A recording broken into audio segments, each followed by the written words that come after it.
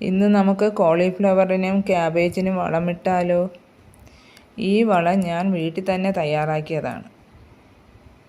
ഇവിടെ ഉപയോഗമില്ലാതിരിക്കുന്ന ഒരു പഴയ വാട്ടർ ടാങ്കിലാണ് ഞാൻ വളം തയ്യാറാക്കിയത്. ഈ ടാങ്ക് കുറച്ച് ഹൈറ്റുള്ള സ്ഥലത്ത് വയ്ക്കുക. അതിലേക്ക് ആദ്യം പച്ച ചാണകം ഇടുക. എന്നിട്ട് അതിലേക്ക് അടുക്കള വേസ്റ്റും ഇട്ടു.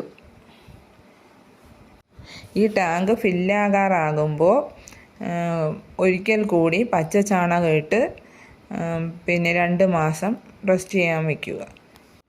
ഈ കമ്പോസ്റ്റ് റെഡിയാകുന്നത് വരെ ഒരു സ്ലറി ലഭിക്കുമായിരുന്നു. അത് ഞാൻ നേർപ്പിച്ച് എല്ലാ ചെടികൾക്കും ഒഴിക്കും.